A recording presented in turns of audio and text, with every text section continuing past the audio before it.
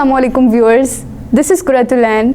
और जैसे कि लास्ट सेशन में हमने बात की थी ऐसे राइटिंग की कि जितनी भी मेरी पोजीशंस हैं उनको हमने डिस्कस किया था। बस उसी वजह से मेरे पास बहुत सारे क्वेश्चंस आ रहे थे ऐसे राइटिंग के बारे में कि कौन सी ऐसी चीज़ें हैं जो कि किसी भी ऐसे को बहुत ज़्यादा इफ़ेक्टिव और इम्प्रेसिव बनाती हैं। तो बस आज हम उन्हीं सारी चीज़ों को डिस्कस करेंगे, सारे की पॉइंट्स और सारे इम्पोर्टेंट थिंग्स जो किसी भी ऐसे को बहुत ही ज़्यादा इफ़ेक्टिव और इम्प्रेसिव बना सकती हैं। तो स्टार्ट करते हैं। सबसे पहला हमारा जो की पॉइंट है वो ये है कि आपके ऐसे के अंदर कोहेरेंस होनी चाहिए। COHERENCE, coherence. इसका मतलब क्या होता है कि आपका जो पूरा ऐसे है वो सारा एक चेन की फॉर्म में होना चाहिए। लाइक उसकी जहाँ पे एक पैराग्राफ के अंदर एक बात ख़त्म हो रही है, अगली बात वहीं से स्टार्ट होनी चाहिए। ठीक है, इसका एक बेस्ट टिप ये होती है कि अपने ऐसे के अंदर जितने भी पैराग्राफ्स हैं उनको कनेक्टेड रखने के लिए हम यूज़ करते हैं कुछ वर्ड्स, जिस तरह के फर्स्टली, सेकेंडली, थर्डली। इसको अब यूज़ करने का तरीका ये होता है कि जब आपने पहली बात स्टार्ट की है अपने ऐसे के अंदर तो आप उसके अंदर पहला वर्ड लिखें फर्स्टली। ठीक है, अपनी पहली बात पूरी करें। जैसे ही वो पैराग्राफ कंप्लीट हो जाता है और अब आपने कुछ नई बात स्टार्ट करनी है तो फिर आप वहाँ पे लिखें सेकेंडली, इसी तरह फिर थर्डली, फोर्थली। ये चीज़ें तो हो गई हमारे पैराग्राफ्स को कनेक्ट करने के लिए। लेकिन अब अगर हमें अपने सेंटेंसेस को आपस में कनेक्ट करना हो तो उसके लिए हम यूज़ करते हैं ट्रांजिशनल वर्ड्स, या फिर जिनको हम कनेक्टिव्स भी कहते हैं, जिस तरह के फर्दरमोर, मोर ओवर एंड इस तरह के जितने भी वर्ड्स होते हैं हम उनको यूज़ करके अपने सेंटेंसेस को आपस में कनेक्ट करते हैं, और बाकी वर्ड्स को यूज़ करके फिर हम अपने जिस तरह के फर्स्टली, सेकेंडली, इस तरह हम अपने पैराग्राफ्स को आपस में कनेक्ट कर लेते हैं। इससे ये होता है कि हमारा पूरे का पूरा जो ऐसे है अब वो एक पूरी चेन की तरह चलता है, और जो पढ़ने वाला होता है उसको भी पढ़ते हुए मज़ा आता है। चलते हैं अपने की पॉइंट 2 की तरफ।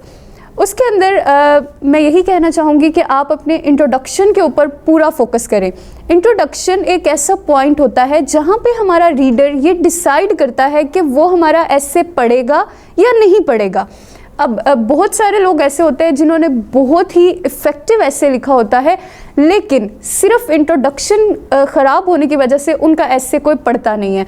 तो इसलिए हमें चाहिए कि हम अपने इंट्रोडक्शन के ऊपर पूरा फोकस करें, और स्पेशली हम ऐसे के अंदर जितनी भी बातें करने वाले हैं हम उन सब को शॉर्ट फॉर्म में वहाँ पे एलैबोरेट करें कि what are we going to tell in this ऐसे।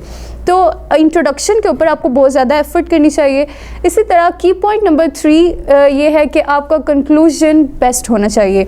अब आपने पूरा ऐसे लिख लिया, सारे पैराग्राफ्स को भी कनेक्ट कर लिया, कंक्लूजन के अंदर हमने अपनी पूरी बात का एक रिज़ल्ट लिखना होता है। हमने रीडर को ये बताना होता है कि हमने उन्हें क्या बताया है। फॉर एग्जांपल आपने इतने सारे पैराग्राफ्स लिखे, ठीक है, आपने कनेक्टिव्स के साथ सेंटेंसेस को भी कंबाइन कर दिया, लेकिन अब आपने कंक्लूजन वाले पैराग्राफ के अंदर बताना है कि आपने कलेक्टिवली किन किन चीज़ों को डिस्कस किया है।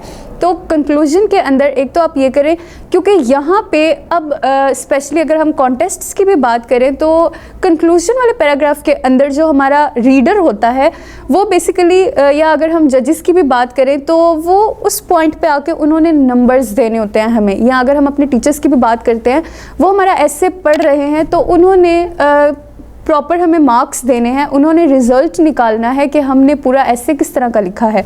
तो कंक्लूजन वाले पैराग्राफ के अंदर कोशिश करें आपने पूरे ऐसे में जितनी भी बात की है आप उसको कंक्लूड करके लिखें। और अब अगर जिस तरह मैं अपनी इस पूरी बात को कंक्लूड करूं तो हमने सबसे पहले पॉइंट में बात की कोहेरेंस की, कि आपका ऐसे जो है वो प्रॉपर चेन की फॉर्म में आना चाहिए, सारे पैराग्राफ्स और सेंटेंसेस आपस में कनेक्ट करने चाहिए।